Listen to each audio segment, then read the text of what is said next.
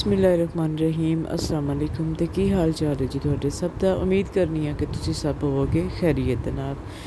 तो जी मैं और सिदरा जा रहे हैं ज़रा बाज़ार। थोड़ी थोड़ी चीज़ां कोई ख़त्म हुई सन और लैके आनियां सन। दूसरा मैं जाना से ज़रा सैलून ते, और काफ़ी टाइम तो मैं नहीं गई। वो आपे घर कुछ कर लवां 3-4 महीने बाद तो कर लवां, मगर मेरे बाल जड़े सन मैं बहुत ज़्यादा रफ हुए ने। पता नहीं समझ नहीं आती, हालांकि शैम्पू भी अच्छा इस्तेमाल करी देने, ऑयलिंग भी करनी आ, मगर उसके बावजूद भी इस तरह क्यों है। कुछ मसला पानी का भी है कि जगह जगह तो पानी का फर्क होंदा है, और अगर जंग आलूद पानी होए तो वह भी बालों वास्ते अच्छा नहीं होता।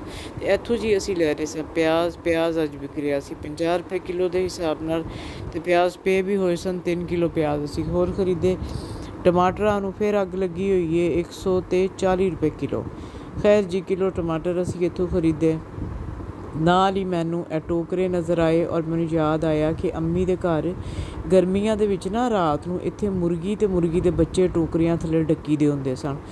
तो कई जोड़े साढ़े बस्तियां च घर सन अज भी ने इस तरह के जिथे फ्रिजा नहीं ने, उत्थे गर्मियां दे विच ना टोकरियां थल्ले राती चीज़ां माइयां रख दिंदियां सन। कोई सालन बच्चा दही नूं जाग लाई हुई या होर भी कुछ हुंदा सी, ते वो रख दिंदे सन टोकरे थल्ले कि थल्ले महफूज रहेगा। कोई बिल्ली शिल्ली राती जिहड़ी है ना वो उत्थों चीज़ नूं खराब नहीं कर सकती। बस इस तरह की कोई यादां वाली चीज़ां नज़र आंदियां ने, तो मैं फौरी तौर पर ही उन्होंने कैप्चर करनी है। तो इत्थे तुसी देखिया पाकिस्तान का परचम, क्योंकि 14 अगस्त आने वाली है, 1 अगस्त स्टार्ट हो गया, और हर जगह तो हुण पाकिस्तान का यह खूबसूरत परचम जोड़ा वे वो नज़र आएगा। और जोड़ा वे इस परचम नूं वेख के एक 14 अगस्त का त्यौहार भी साढ़े वास्ते इस तरह के जिस तरह ईद हुंदी है। तो इत्थों जी असी लै रहे सन निंबू जोड़े सन वो सानू मिले इत्थों किन्ने दे जी 120 रुपए दे अद्धा किलो। तो असी इत्थों निंबू ले पता नहीं 120 रुपए दे अद्धा किलो सन कि पता नहीं 60 रुपए दे सन, ये भी याद कोई नहीं है। तो पाकिस्तान दा मतलब की है जी ला इलाहा इल्लल्लाह मुहम्मद रसूलुल्लाह। और मेरा तुहाडा सब दा ईमान है कि मेरे मुल्क का मतलब इन्ना खूबसूरत है, तो मेरे इस मुल्क से इंशाअल्लाह कभी भी जवाल नहीं आ सकता, और ये ता क़यामत जो है कायमो दायम रहेगा। इत्थे पहला जाना सी मैं टेलर की दुकान ते असी पहला जी इत्थों अपनी थोड़ी बहुती सब्जी जो मैं लैनी सी नज़र आई वो असी इत्थों खरीदी। और हुण असी जा रहे हैं जी टेलर की शॉप पर। टेलर की शॉप पर जा रहे हैं, तो नाल तुहाडियां कीतियां होईयां जिहड़ियां गल्लां ने उन्हां दे जवाब भी मैं देंदी जावां।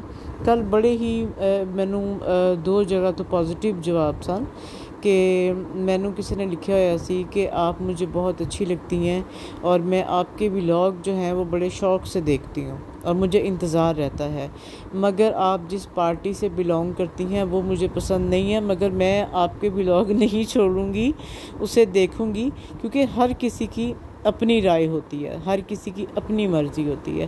तो बिल्कुल इसी तरह ही है ना, असी तो किसी से अपनी मर्ज़ी नहीं थोप सकते कि नहीं जी जो असी कह रहे हैं तुसी उही करो। तो इत्थे दुपट्टा मेरा हो रहा सी पीको, दुपट्टे दे पल्लू सन पीको हो रहे सन। तो वाकई इस तरह ही है, और हर किसी को यह हक हासिल है कि तुसी अगर किसी को वोट कास्ट कर दो, जबरदस्ती तुहानू कोई भी कन्विंस नहीं कर सकता कि तुसी जिहड़ा वे ना इत्थे ही फलां वोट दो तो फलां वोट दो। सब दी अपनी अपनी राय पे। एक होर भी कमेंट इसी तरह का सी कि फराबाद जी आप जिस पार्टी से मर्ज़ी बिलोंग करती हो, हमें तो आपसे प्यार है, हम आपको देखते हैं, तो लिहाजा जी तुहाडे इस प्यार का बड़ा शुक्रिया। तो कल मैनू किसी ने एक होर कमेंट किया होया सी कि बाजी मेरी बात को नेगेटिव ना लीजिएगा, सॉरी कि मैनू ना थोड़ा सा इशू है कि मैं भुल जानी हाँ, मैं नाम भुल जानी हाँ, मगर हुण करांगी इस तरह कि डायरी ते लिख लिया करांगी। तो मैंने लिखा सी कि बाजी आप नाराज़ ना हो तो एक बात कहूँ कि तुसी अपनी सैकेंड मैरिज वास्ते क्यों नहीं सोचा। तो मैं यो कहना चाहवागी कि बेटा जिंदगी का एक ऐसा तजर्बा है कि शादी औरत की एक ही होंदी है, ठीक है। औरत सैक्रीफाइस करती है, मर्द बड़ा मुश्किल करते हैं। एग्जाम्पल है कि अगर औरत दे पहले हस्बैंड जो बच्चे ने, और जी दूसरी जगह तो वो शादी हो रही है, उस आदमी के भी बच्चे ने, मगर औरत जी है ना वो तो बच्चों को एक्सैप्ट कर लेंदी है। ज़रूरी नहीं है कि जो असी कहानियाँ देखने कि सौतेली माँ आई तो उन्हें बच्चों को मार मार के फनाह कर दिता। उन्होंने मारन का हक किन्ने दिता? जिस मर्द नाल उहदा निकाह होया वे, क्या उस मर्द नूं अपने बच्चों की कोई परवाह नहीं?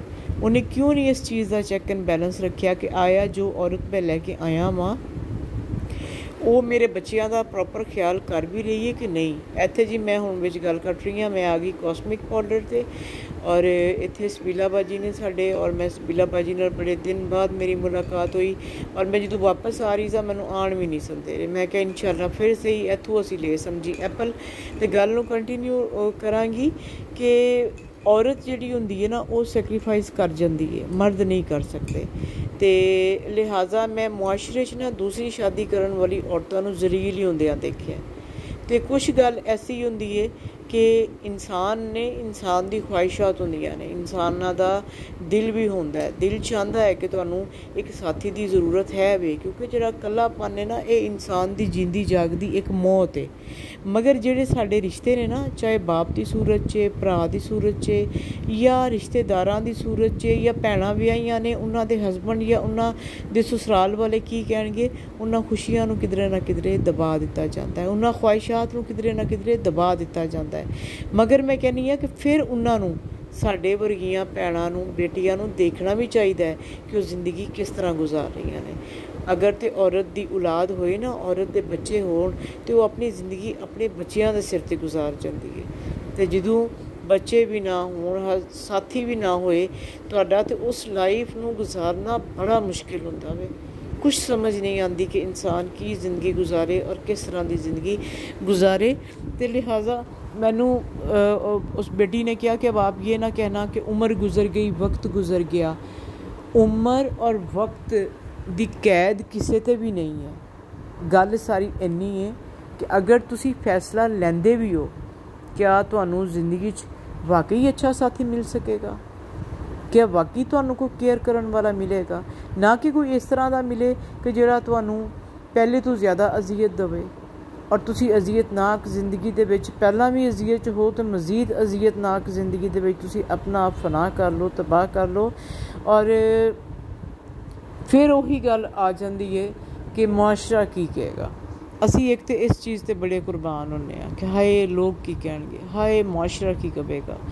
मगर मैं कहनी हाँ कि जो वक्त होए ना तो फैसला कर लेना चाहिए वे, क्योंकि कोई भी किसी को नहीं पूछता। मैं अक्सर हुण क्यों घबरा जानी हाँ, कोई तकलीफ होंदी है, कोई परेशानी होंदी है, कोई मैनू जिस तरह हुण एक दिन एक खातून ने कमेंट किया कि सिद्धरा से काम इत्थे ये भी दसते चलना कि मेरे घर च एक होर मेड आती है जो कि मेरे घर के सारे काम करके जाती है, ईवन कि मेरे कपड़े भी, बैडशीटां भी धो धवा के सब। सिद्धरा मेरे नाल मेरी बेटियां तरह आई हैं, और अपने बच्चे भी घर काम करते हैं। एडा नहीं जिहड़ी बीबी मैनू लफज कह रही सी कि उहदे घर च कोई मेड नहीं। असी तो अलहमदुलिल्लाह एसी वाले कमरे च अगर मैं सौनी हाँ तो सिद्धरा भी मेरे नाल उत्थे ही सौंदी है। सिद्धरा जमीन पर नहीं सौंदी, सिद्धरा चारपाई ते सौंदी है, ठीक है। सिद्धरा अगर सर्दियाँ ने तो वही अंगीठी ते अग मैं भी सेकनी हाँ, वही सिद्धरा भी सेकती है। अगर मैं चाह पीनी हाँ दिन च जिहड़ी है ना 2 बारी, तो सिद्धरा उत्थे चाह 5 बारी पींदी है, ठीक है। अगर मैं अपने बच्चों वास्ते टैंग या लेमन जूस या शरबत लैके आनी हाँ तो सिद्धरा वास्ते भी लैके आनी है। लिहाजा मैनू जस्टिफिकेशन देने की जरूरत नहीं है, मैं अल्लाह नूं हिसाब देना, इंसानां नूं नहीं देना। तो मैं की करनी हाँ, मैं की नहीं करनी हाँ, वो तो मेरा सोना मालिक ही जानता ना। तो इत्थों जी मैं वापस जा रही सा बाज़ार तो घर इमाम बारगाह दे कोलों असी गुजर रहे सां, और मुहर्रम के दिनों मेरे घर नूं जाने वाला रस्ता बंद होता है। तो इत्थे मैं अपनी एक रेसिपी बना रही हाँ चिकन कढ़ाई दी। कल मैं सोच रही सी की बनावां, फिर मैनू याद आया कि मेरी अम्मी बनाते होंदे सन इस तरह, तो क्यों ना मैं अज यह चिकन कढ़ाई ट्राई करा, क्योंकि बड़ी ही मज़े की बनी होंदी सी। और फिर मैं इन्हूं जो बनाया, और तुसी भी इहदी रेसिपी नूं फॉलो करना, क्योंकि मैं गल्लां कर रही हाँ, फिर रेसिपी दसांगी तो गल्लां रह जाणगियां। तो इनू पकाना यकीन करो कि इन्ने मज़े की बनी कि मेरी अखां 'च भी अथरू आ गए जो मैं खाई, कि मैनू मेरी माँ के हथ का जायका नज़र आ रहा सी। और मैनू तो समटाइम इंज लगदा हुंदा कि मेरे तो बहुता अम्मी के हथ च टेस्ट सी। मैनू जो सारे कहते ना तेरे हथ ही तेरी माँ वाला टेस्ट है, वो होएगा, यकीनन होएगा। मगर मैनू अम्मी के हाथ की पक्कियां चीज़ों का टेस्ट जिहड़ा सी ना वो अपनी हांडी च भी नज़र नहीं आता होंदा। तो यह रेसिपी जी मेरी अम्मी की रेसिपी है, इनू ज़रूर फॉलो करना। ए जस्ट लसन अदरक का पेस्ट है। चिकन 1 किलो सी, इन्ना दस देनी हाँ। टमाटर मैं 5 अदद ले सन, और यह लसन अदरक का पेस्ट जोड़ा भी ना 1 टेबल स्पून भर के वे, ठीक हो गया। इनू असी कुटिया होया दौरी डंडे में चॉप किया होया नहीं है। अच्छा जी, तो गल फिर वही आ जाती है कि अज के दौर के कोई अच्छा इंसान मिलना बड़ा मुश्किल होंदा वे। लिहाजा अगर तुसी जिंदगी नाल लड़ रहे हो ना, तुसी उन्होंने जी रहे हो तो उन्होंने फिर जियो ना कि असी जरा मजीद किसी अजीयत दे विच पै जाइए। तो मेरा बेटा वाकई ज़िंदगी गुजारना कलियां बड़ा मुश्किल है, बड़ा औखा वे। मैं कहनी हाँ औलाद होए ना, मेरी खाला ने उन्होंने एक बेटी सी, उन्होंने बेटी के सिर से ज़िंदगी गुजारी। मेरी अम्मी सन, 2 बच्चे सन, उन्होंने सिर से ज़िंदगी गुजारी। मुआशरे च होर बड़ियां बड़ियां मिसालां ने। जेड़े मेरे वर्गे लोग होंदे ना, वो क्यों इस तरह हो जाते हैं? कभी इस चीज़ पर भी गौर करना कि आखिर एक हसदा खेडदा इंसान जड़ा वे वो एकदम इन्ना सीरीयस क्यों हो जाता? ये भी तो लम्हा फिक्रिया है ना, एज आ इंसानियत अगर तुसी देखो तो ये भी लम्हा फिक्रिया है कि एक हसन खेडन वाला इंसान जिन्हों किसी चीज़ ना कोई गर्ज ही नहीं सी हुंदी, जिन्हों दुनियादारी का किसी गल का कोई पता भी नहीं सी हुंदा, वो एकदम क्यों इस तरह टह गया, क्यों इस तरह डिग गया? उसकी लाइफ में क्या ऐसा होया? मैं शायद कि मजबूत असाब की औरत नहीं है कि जिहड़ी हालात नाल मुकाबला कर सकां, जिहड़ी लोगों नाल जंग लड़ सकां। मैनू बेसिकली रवैये मार के, ठीक है जी। तुसी किसी के बारे च गलत ओपीनियन देंदे हो, अल्लाह दे भी देनदार हुंदे हो तो बंदे दे भी देनदार हुंदे हो, तुहाडे कोल कोई प्रूफ नहीं होंदा। एक गल करांगी, लफज है ना इंग्लिश का थैंक्स, मैं बहुत कम इस लफज नूं इस्तेमाल करनी है, इत्ते गौर करना। थैंक्स और थैंक यू दे विच बहुत फ़र्क है। थैंक्स जिहड़ा लफज है ना उहदे च मगरूरपन है, थैंक यू तो बड़ा आजजी वाला लफज है। तो लिहाजा मैं थैंक यू ही कहना पसंद करांगी, ना कि मैं थैंक्स कहां। और इस गल नूं भी वो बंदा ही जान सकदा वे जिहदे दिल ते गुजरी हुंदी है, ठीक है जी। बाकी तुहाडे सब दा इन्ना सारा प्यार, इन्नियां सारियां दुआवां, मैं कहनी हाँ शायद कि मैं उस प्यार और उन्हां दुआवां दे सिर ते हुण जी रही हाँ, वरना जिंदगी च अगर देखा तो कुछ भी नहीं है। तो बाकी ये वे कि जिथे कोई मेरे वर्गियां भैणां ने, मैं उन्हां माँ बाप नूं भी कहांगी, मैं उन्हां भरावां नूं भी कहांगी कि अगर कोई अपनी ज़िंदगी गुजारना चाहती है ना तो उन्होंने कला करके मत मारो। तुसी कल नूं उन्होंने सांभ भी नहीं सकते तो फिर उहदी ज़िंदगी तो उन्होंने जीण दिओ ना। अपनी ज़िंदगी दी वो खुद मुख्तियार है, उन्होंने जो अच्छा लगे उन्होंने फैसला करन दिओ। ताकि देखो सारी ज़िंदगी साडे ना तो माँ प्यो ने बैठे रहना वे, ना ही भैणां भरा रह जाते हैं। फिर उहो जी मेरे वर्गी जिहड़ी हुंदी है ज़िंदगी किंज गुजारे अपनी। लिहाजा हर किसी को जिंदगी जीण का अपना हक हासिल हैगा वे। तो तुसी भी मेरी इस गल पर गौर करना और कोशिश भी करिया करो कि अपने अल्फाज तो किसी को तकलीफ ना पहुँचाओ। कोई अपनी ज़िंदगी किस तरह जी रहा वे ये तो उही जानता है ना, उसकी जजा और सज़ा का मालिक तो मेरा रब है। इत्थे हुण मैं दसदी चलां कि मैं थोड़ी कसूरी मेथी और ब्लैक पेपर भी ये ऐड किया। ये बिल्कुल कोई इहो जे मसाले नहीं पा रहे, काली मिर्च है, नमक है, हल्दी है, तो सुक्का धनिया है, तो जीरा है, बस टमाटर है, तो दही है। तो यह चीज़ां असीं इहदे च ऐड कीतियां सन। बड़ी मज़े की कढ़ाई बनती है। एंड ते धनिया ते हरी मिर्च ते अदरक गार्निशिंग करके तुसी लाओ, तंदूरी रोटी नाल खाओ, नान दे नाल खाओ, तवे वाली रोटी दे नाल खाओ, खमीरी रोटी दे नाल खाओ। मैं कहनी हाँ एक लाजवाब मज़ा आएगा। शायद कि मेरी अम्मी तरह बहुत सारियां बेटियां जिहड़ियां मैनूं देखदियां ने उन्हां दियां मावां भी इस तरह बनांदियां होणगियां। इनू जदों खाओगे ना तो बहुत मज़ा आएगा। तो बिल्कुल एक गल होर करदी चलांगी कि ज़िंदगी जिहड़ी है ना वाकई ये गुलजार है और इनू गुलजार ही होना चाहिए वे। मगर ज़िंदगी कुछ चीज़ां इहो जिहियां जदों हो जाण ना ते बंदे दा थल्ले जाके उत्ते आना बड़ा औखा है, और जिहड़ा सरवाइव कर गया वो ज़िंदगी अपनी जी गया। तो इत्थे जी सिदरा पका रही सी रोटियां, तो रोटी वेखो फुली फुली सी। तो असीं इत्थे दी बनाई वीडियो। तो शुक्रिया।